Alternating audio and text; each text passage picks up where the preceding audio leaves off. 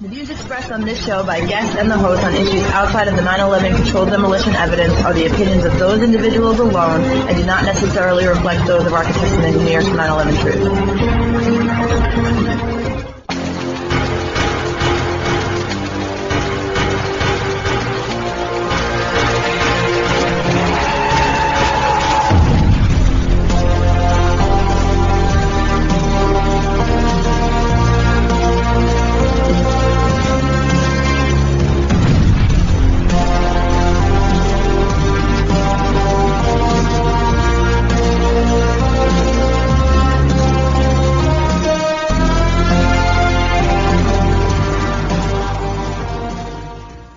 Welcome to 9/11 Freefall. I'm the host, Andy Steele. Today we're joined by Dylan Avery and Kelly David. Dylan Avery is a legendary filmmaker, and I will say legendary because his film Loose Change, I believe, lit the spark not just for 9/11 Truth, but for the overall trend towards ordinary citizens making videos that question official narratives, and this is a trend that has blown up over the past many decades, and it provides me hope to this day. Of course, as I just mentioned, he's the maker of Loose Change, as well as other films such as Black and Blue and Buzzkill.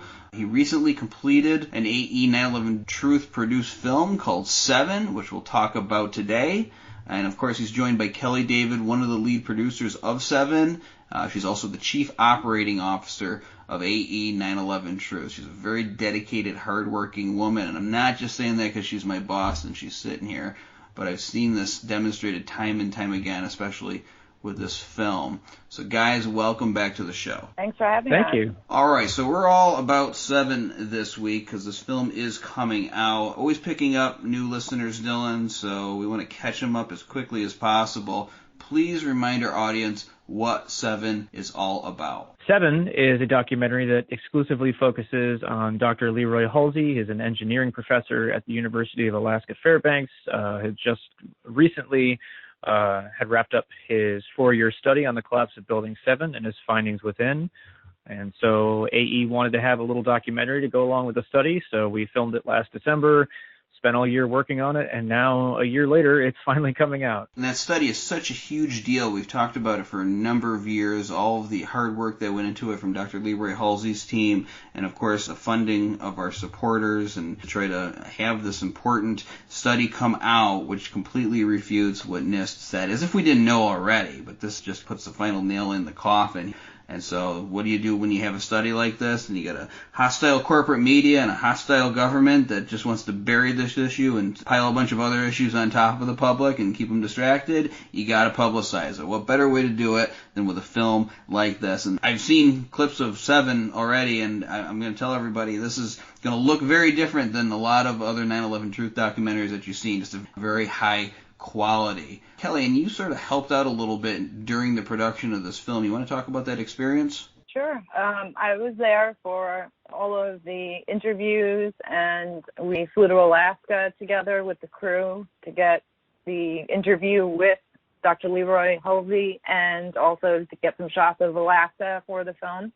And our director of photography, Ryan Patrick O'Hara, is fantastic, and we also got some amazing drone shots. Thank you, Dylan, for those. And I think it just adds something different to what we're typically used to with 9/11 documentaries. And the style of this is much more cinematic, much more artistic than what you typically would see, where it's just more informational rather than focusing a lot on the style. So I think that will go a long way in helping to make this documentary better. But yeah, it was great to be there for all the interviews, and we had a great time doing it. And we have a fantastic crew. And yeah, I can't believe it's exactly a year ago to the day that the film came out, where we were actually shooting interviews on that day. So yeah, it's exciting. You're talking about the cinematic aspect of this film, and that is so important. You know, we've gone from a movement that relied largely on ordinary people, just as I'm an ordinary person. I mean, I didn't make full-length documentaries, but I might make a YouTube video here and there back in the day to just illustrate my point. Very low production quality. I think white on black title screens and then just the clip. And that was it. And that was the large part of the 9/11 truth movement for a very long time. That's what we became used to. But most people out there are going to respond to what you see in Hollywood. A lot of that high production value is going to grab more people's attention. I know people are more inclined to watch it. That's what we want to do. We want to break into the mainstream. We want to make 9/11 Truth an issue that everybody says that they were agreeing with even before they really were. We want to make it cool. We want to make it something everybody wants to be a part of. I think something like this can blast it even further. Now, Dylan, when you started this project, I know how these things go, is that you start off a project. It's about Building 7. It's about the Hulsey study. So you've got this very technical subject here that you have to cover, but there is still creativity involved in it. You get an idea, a vision of where things are going to go. I know that sometimes on the field things can change. Did anything like that happen with you? Did this morph in any way from your original vision from when you started? Well, one of the main things going into it, because the focus of the documentary was always engineering and technical analysis, as you said.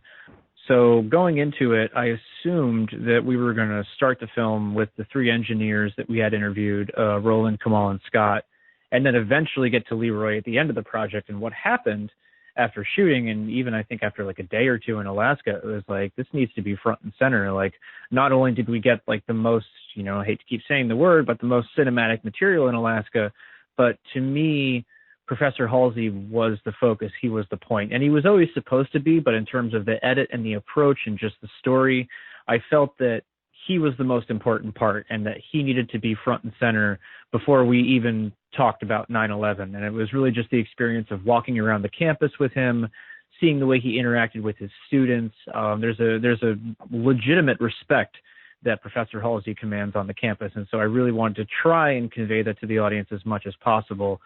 Granted, the first day we were just meeting and talking and getting to know him. So there's a lot of stuff that happened during that tour of the campus that obviously we didn't capture because we weren't shooting, but it definitely informed the rest of the shoot and informed what we did want to get on our one day of shooting. We didn't want to just sit down and get an interview with Leroy.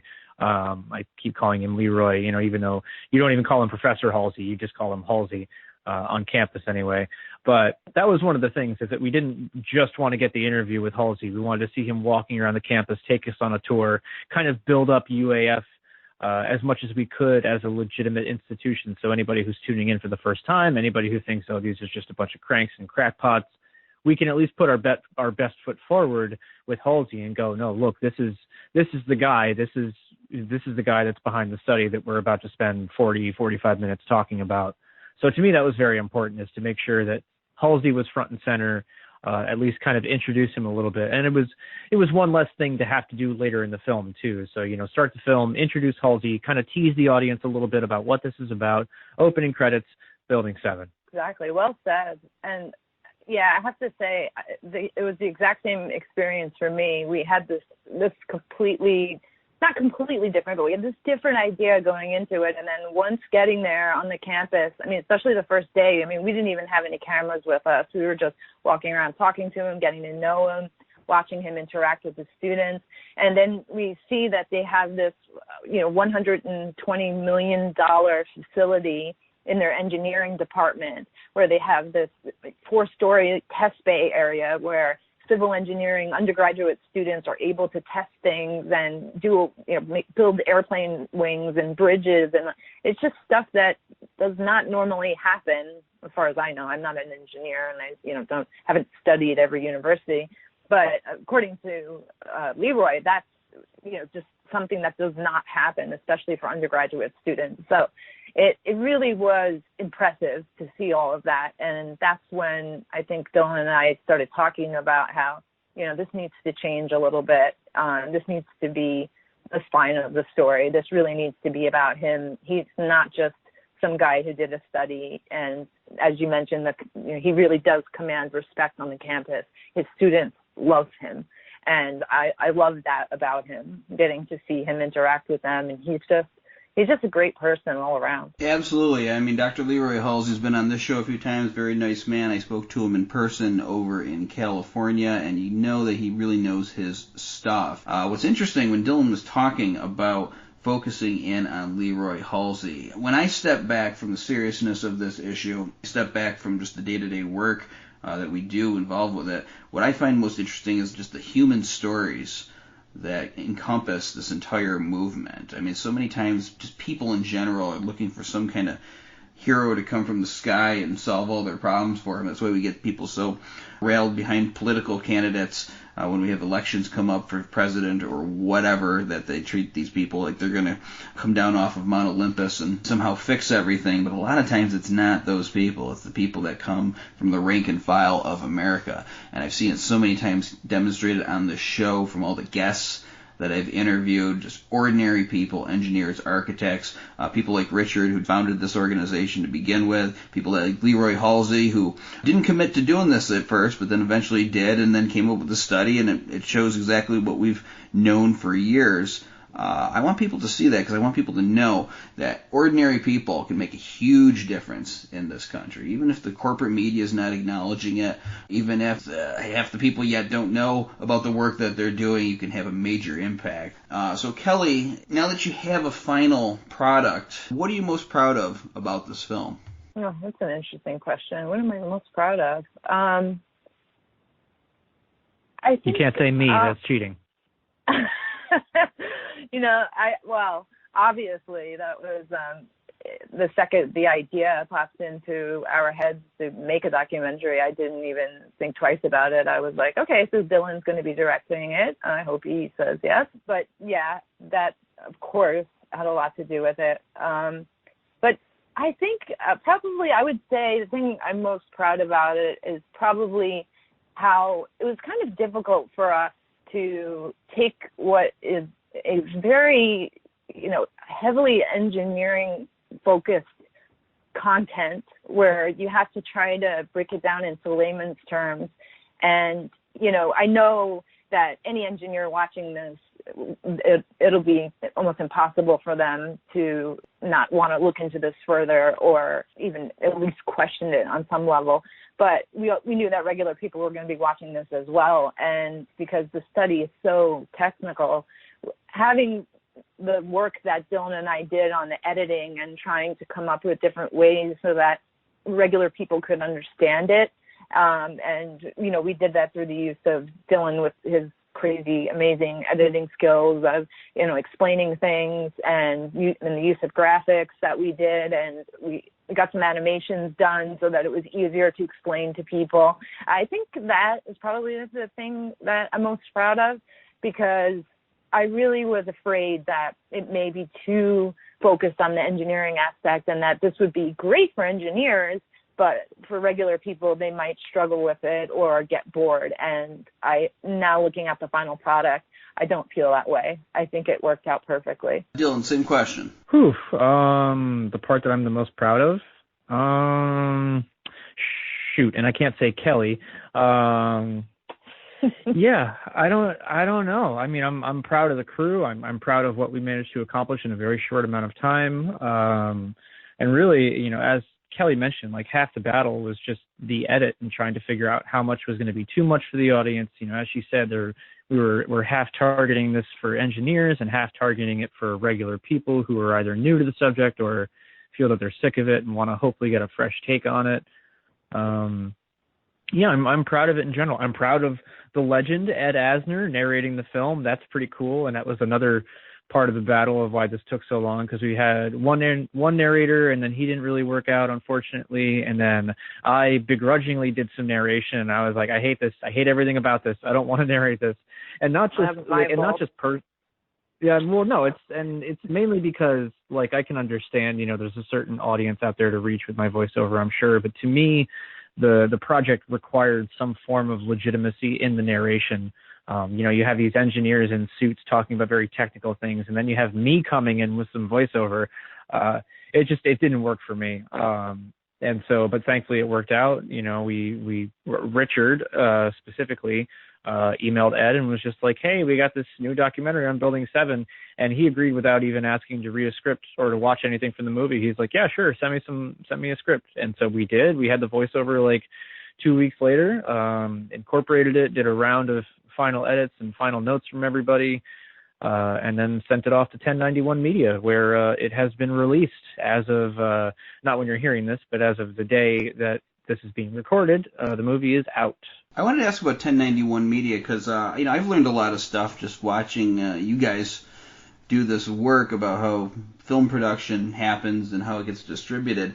What does 1091 Media do, and where will people be able to watch this film? Well, 1091 is what's known as a distribution company. So generally, you make a film and you either have to just put it on Amazon Prime for you to watch yourself, do all the marketing, throw it up on YouTube, and hope to monetize it on there.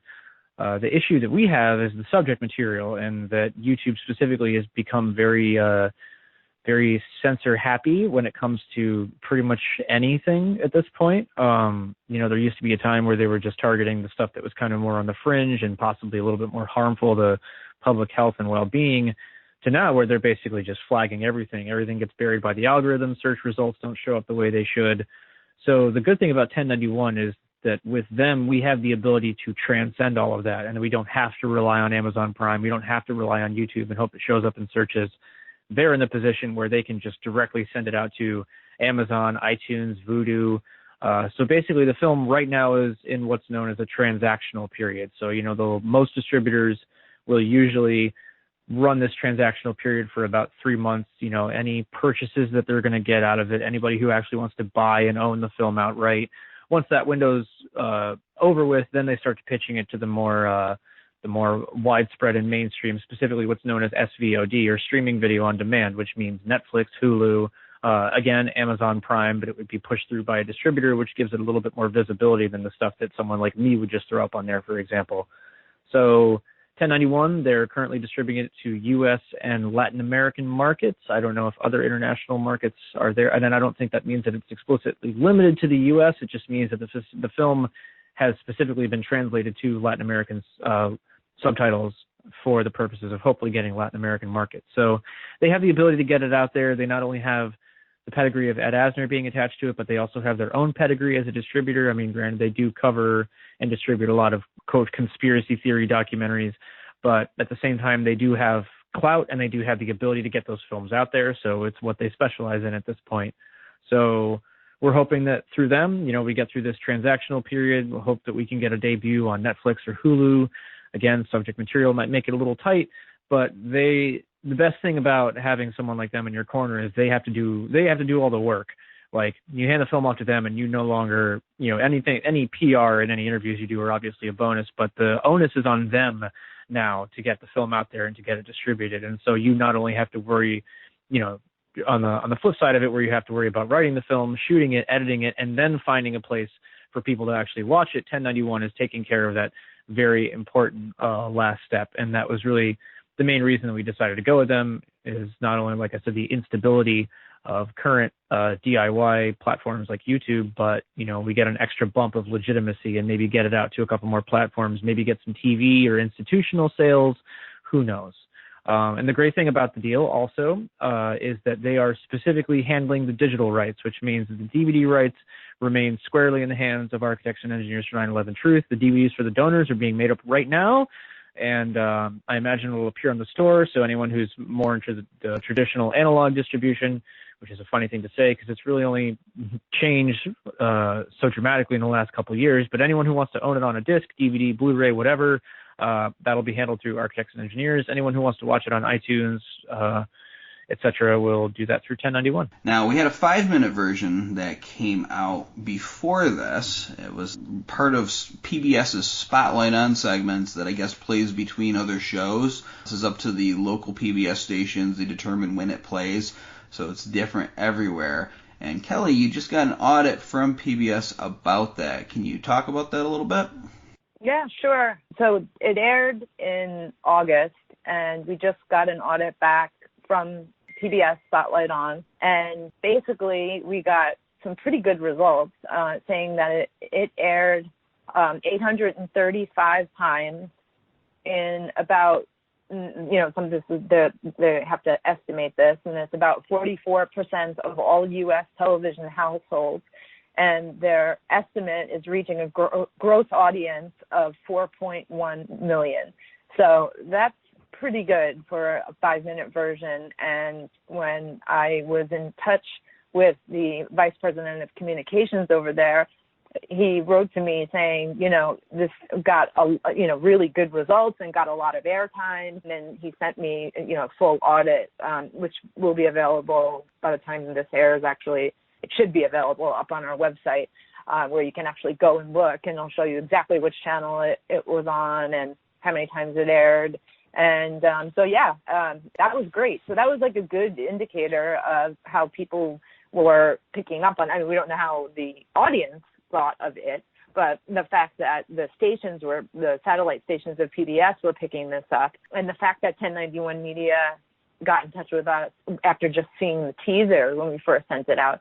So that, gives me a lot of hope that, if these people are seeing the worth in it, that we'll have viewers feeling the same way and hopefully getting the message across that we were so desperately trying to do with this film. Right, and again, not to keep on beating on this point, but I think it's so important, especially at this stage in the game, is that it's reaching new people. So every time we can break into a new venue, break into a new audience, new minds, that is always a great thing. Now, we're almost at the end of the show, Dylan, but I did want to ask you about this because I thought you were just a documentary filmmaker, but I learned recently that you are also a fictional filmmaker. It sounds like it's science fiction. I don't know anything about the film yet, so you're going to illuminate our audience as much as you want, but it's a movie called Asteroid that you're working on. Please tell our audience about it. Well, Asteroid is...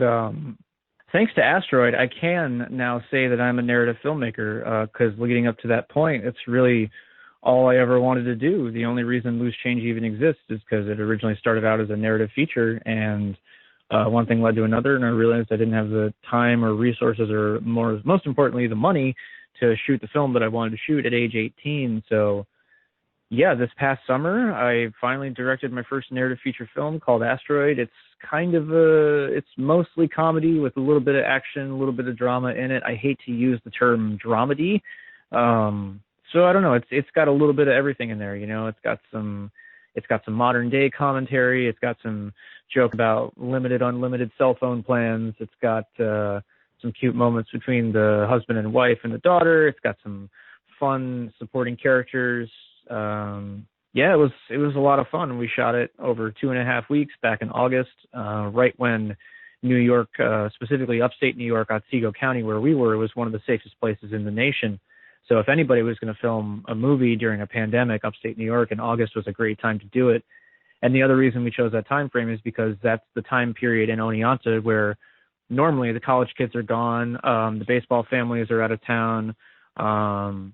So yeah, we had an opportunity to have a mostly empty city, basically carte blanche with all local businesses. Again, thanks to the pandemic, a lot of these places were and continue to be hurting really bad. So we were able to put a little bit of money in their pockets and usually filmed on their day off. So they weren't even losing business. They were just getting a couple $100 on top of whatever they were getting during the week.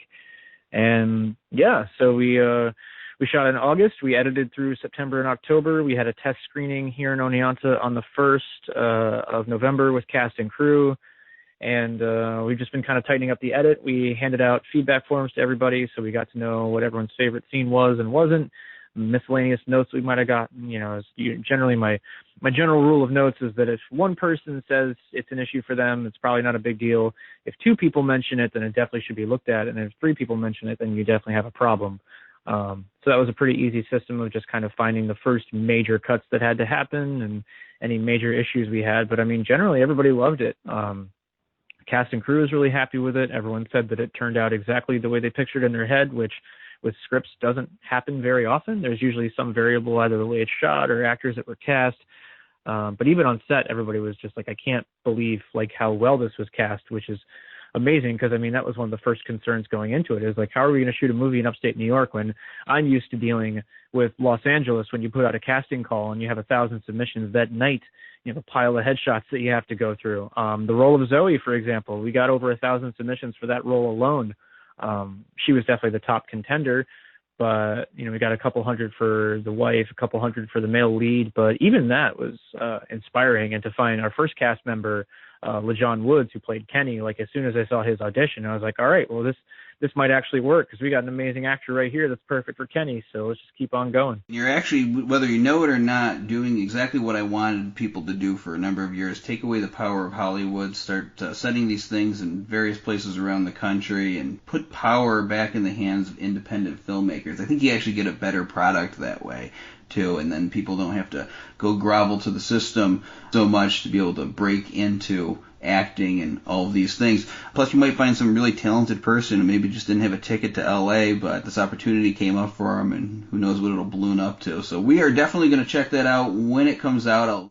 Dylan will let me know where you'll be able to watch it, and I'll make an announcement here on 9/11 Freefall. I know the 9/11 Truth Movement's going to be interested in seeing it because, we all want to see what came from your imagination there. So, guys, we are out of time. Thank you so much for all the work you're doing, for all your work on 7. Good luck, and thank you for coming on 9/11 Freefall today. Thanks for having us, Andy. Yeah, thanks for having us on, man. Great to be back.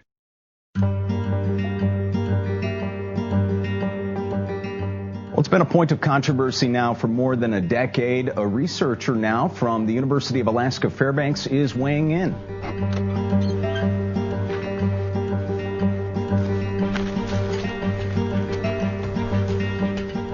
My name is Leroy Hulsey, that's my middle name, and I'm a structural engineering professor here at the University of Alaska Fairbanks.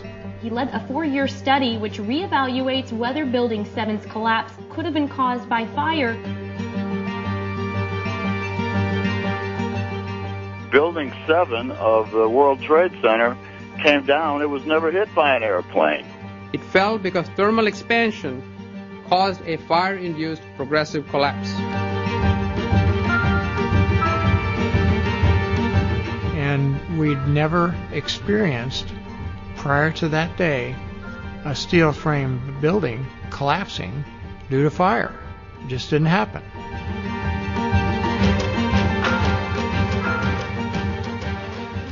Was there a possibility it could lead up to failure through these fundamentals that NIST looked at and said they could, I looked at and said they could? The way they modeled it was somewhat pushing the limit, putting it mildly. NIST said it was a fire problem, but yet I did not see any change to our codes. I mean, I think the work that we're doing is ultimately going to make the difference. I have that confidence because I know the truth always comes out.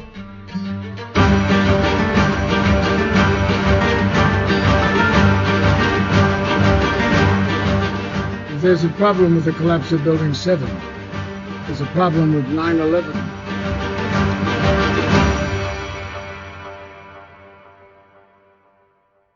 This program is on every Thursday night on No Lies Radio at 10 o'clock Eastern, 7 o'clock Pacific, and every other Sunday night on BBS Radio at 8 o'clock Eastern, 5 o'clock Pacific.